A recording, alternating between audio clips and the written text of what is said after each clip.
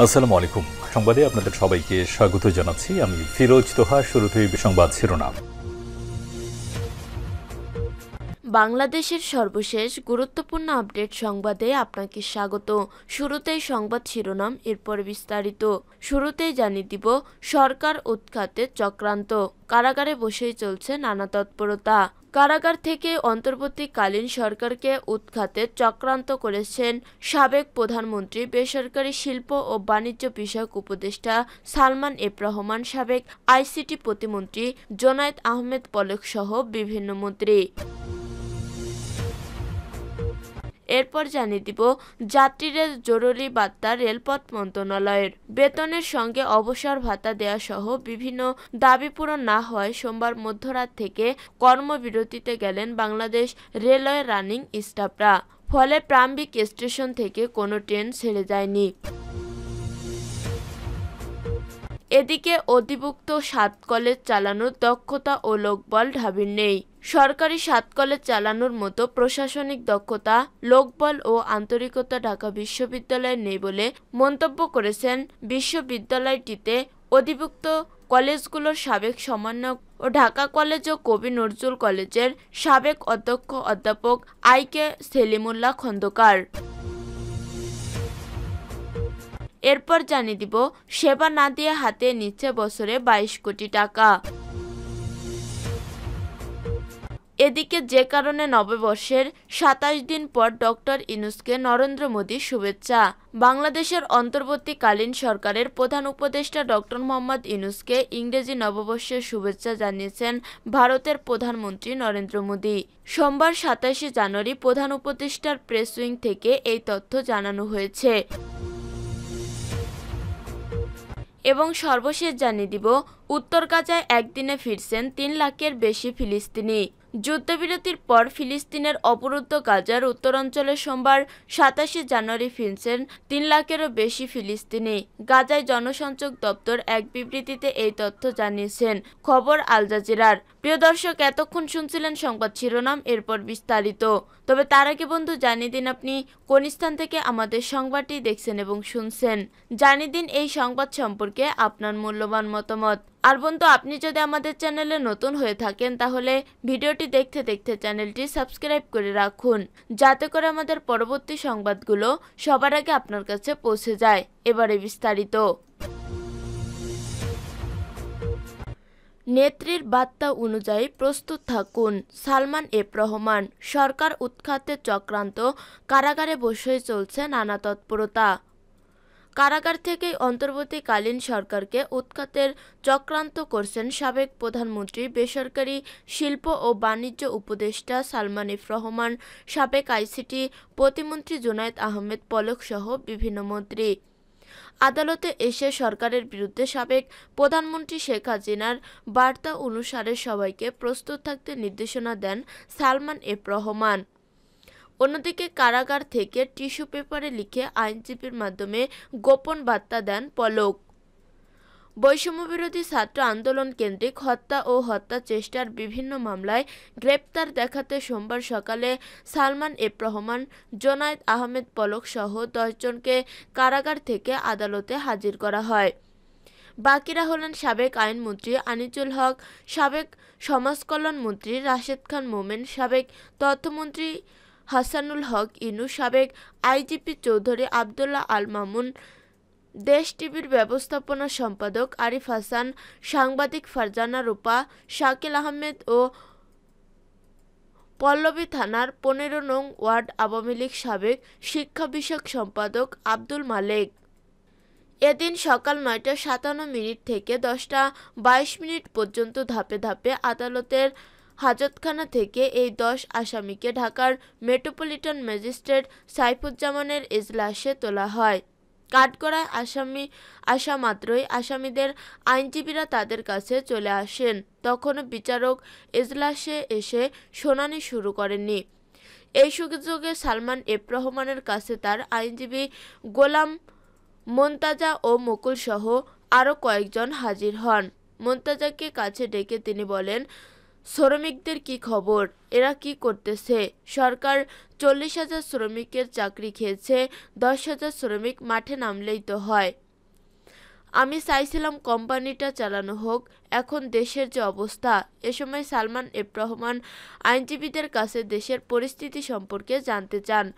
তখন তাকে আইনজীবীরা জানান, গতকাল ইবতেদায়ী শিক্ষকদের মারধর করা হয়েছে। রাতে ঢাকা বিশ্ববিদ্যালয় ও ঢাকা কলেজের শিক্ষার্থীদের মধ্যে ধাওয়া পাল্টা ধাওয়া হয়েছে। শুনছি 2 জন মারাও গেছে স্যার। এ সময় সালমান এফ রহমান মুচকি হেসে বলেন, নেত্রী শেখ হাসিনা কী বার্তা দিয়েছে? এ সময় আইনজীবীরা কোনো উত্তর না দিলেও তিনি পুনরায় বলেন, নেত্রীর বার্তা অনুযায়ী সবাইকে রেডি থাকতে বলেন। এ সময় বিভিন্ন আইনজীবী, সাংবাদিক, পুলিশ, বিচারপতিরা উপস্থিত ছিলেন। তখনও বিচারক এজলাসে না থাকায় শুনানি শুরু হয়নি। যাত্রীদের জরুরি বার্তা রেলপথ মন্ত্রণালয়ের। বেতনের সঙ্গে অবসর ভাতা দেয়া সহ বিভিন্ন দাবি পূরণ না হয় সোমবার মধ্যরাত থেকে কর্মবিরতিতে গেলেন বাংলাদেশ রেলওয়ের রানিং স্টাফরা। কর্মবিরতির অংশ হিসেবে রাত 12টার পর শিডিউলে থাকা ট্রেনগুলোতে ওঠেনি রানিং স্টাফরা। ফলে প্রারম্ভিক স্টেশন থেকে কোনো ট্রেন ছেড়ে যায়নি। ফলে আজ থেকে সারা দেশে রেল যোগাযোগ বিঘ্ন সৃষ্টি হয়েছে। যাত্রীদের দুর্ভোগ লাঘবের রেলপথ মন্ত্রণালয় গুরুত্বপূর্ণ রুটসমূহ বিকল্প ব্যবস্থা হিসেবে বিআরটিসি বাস সার্ভিস চালু করেছে। রেল মন্ত্রণালয়ের জনসংযোগ কর্মকর্তা রেজাউল করিম সিদ্দিকী গণমাধ্যমে পাঠানো এক জরুরি বার্তায় জানান, ঢাকা রেলওয়ে স্টেশন এবং বিমানবন্দর রেলওয়ে স্টেশন থেকে চট্টগ্রাম, রাজশাহী, সিলেট, খুলনা, কুমিল্লা, বগুড়া এবং ময়মনসিংহগামী যাত্রীরা তাদের ক্রয়কৃত রেল টিকিট ব্যবহার করে বিআরটিসি বাসে ভ্রমণ করতে পারবেন। একইভাবে এসব স্থান থেকে ঢাকায় যাতায়াতের জন্য এই বাস সার্ভিস ব্যবহার করা যাবে। এ বিকল্প বাস সেবা পরিবর্তিত নির্দেশ না দেওয়া পর্যন্ত চালু থাকবে। যাত্রীদের যাতায়াতের সুবিধার্থে এ ব্যবস্থা চালু করা হয়েছে বলে জানান এই সংযোগ কর্মকর্তা।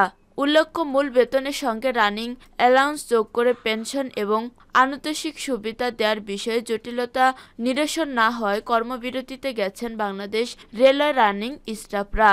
রানিং স্টাফদের মধ্যে রয়েছে ট্রেন চালক, গার্ড ও টিকিট চেকার পদধারীরা। অধিভুক্ত 7 কলেজ চালানোর দক্ষতা ও লোকবল ঢাবির নেই। সরকারি 7 কলেজ চালানোর মতো প্রশাসনিক দক্ষতা, লোকবল ও আন্তরিকতা ঢাকা বিশ্ববিদ্যালয়ের নেই বলে মন্তব্য করেছেন বিশ্ববিদ্যালয়টিতে অধিভুক্ত কলেজগুলোর সাবেক সমন্বয়ক এবং ঢাকা কলেজ ও কবি নজরুল কলেজের সাবেক অধ্যক্ষ অধ্যাপক আইকে সেলিম উল্লাহ খন্দকার। তিনি বলেছেন, ঢাকা বিশ্ববিদ্যালয় এখনও পুরনো পদ্ধতির উপর নির্ভরশীল। এক্ষেত্রে 7 কলেজ অনেক এগিয়ে, তবে জাতীয় বিশ্ববিদ্যালয় বেশ এগিয়ে। সোমবার 27 জানুয়ারি রাতে কলেজগুলোর অধিভুক্ত বাতিলের ঘটনায় সন্তোষজনক প্রকাশ করে নিজের ফেসবুকে দেয়া পোস্টে তিনি এসব কথা বলেন। বর্তমানে ভারতে চিকিৎসাধীন সেলিম উল্লাহ খন্দকার বাংলাদেশ স্কাউটের ন্যাশনাল কমিশনার। এছাড়া তিনি ঢাকা বিশ্ববিদ্যালয়ের সাবেক সিনেট ও সিন্ডিকেট সদস্য। শিক্ষা ক্যাডার সার্ভিস অ্যাসোসিয়েশনের নির্বাচিত সভাপতি ও মহাসচিবও ছিলেন তিনি।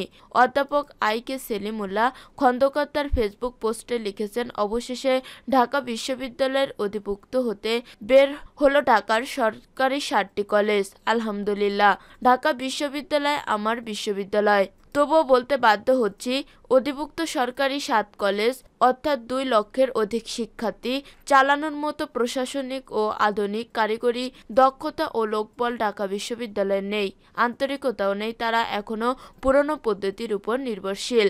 এক্ষেত্রে 7 কলেজ অনেক এগিয়ে, তবে জাতীয় বিশ্ববিদ্যালয় বেশ এগিয়ে। আমি ঢাকার 2টো ঐতিহ্যবাহী কলেজে বেশি চাকরি করেছি।